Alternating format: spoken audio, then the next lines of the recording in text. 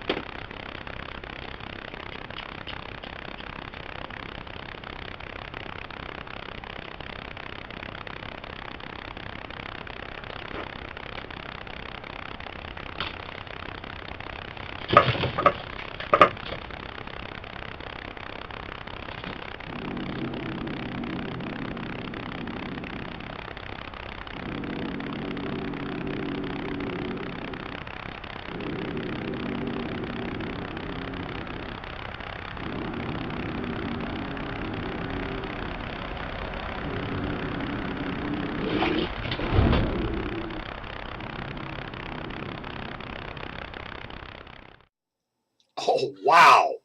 I tell you one thing. Did you hear the shelter vibrating from that growl. And I'm willing to bet you something else too. I bet you that mama possum's feet were dry by the time she hit the path. Because, you know, normally a possum doesn't like going through that water bowl. Likes to try to hang on the sides, go around the edge. But I tell you what, man, she pulled a Moses. She split that water bowl. She left. And again, did you notice the ears just before she left? That was total emergency. Okay, after a while, everything kind of settled down, and probably about 7:45, 7:45, something like that night. Here we are at the food station again, and Shadow, he comes in to eat a little bite, and suddenly in the audio, we notice a little something.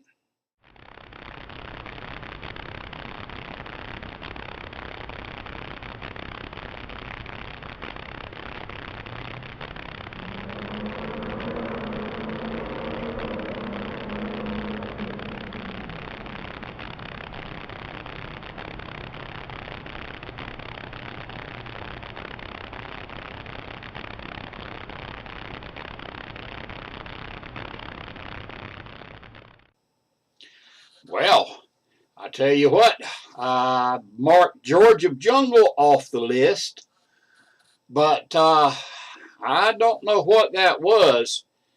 It was deep frequency. Yeah, I think if it had been a car, we would have probably heard a squeal of tires in there somewhere. It almost sounded more like a challenge, like this woods is mine, and as far as I'm concerned, he can have it. But we're going to have to change it after this. I'd like for you to, put in the comments what you think this was. Either one of them.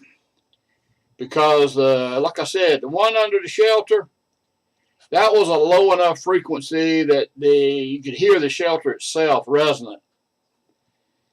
And the one that we heard that night, which thankfully we have not heard again, well, I don't know if it could have been a motorcycle or not, but it was so smooth building up and so smooth coming down that it kind of leaves doubt on what it could have been.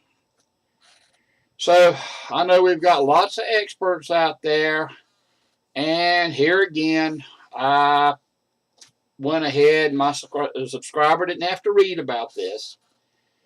So just give me a comment on what you think this is. But to be honest with you, I'm keeping the guns close.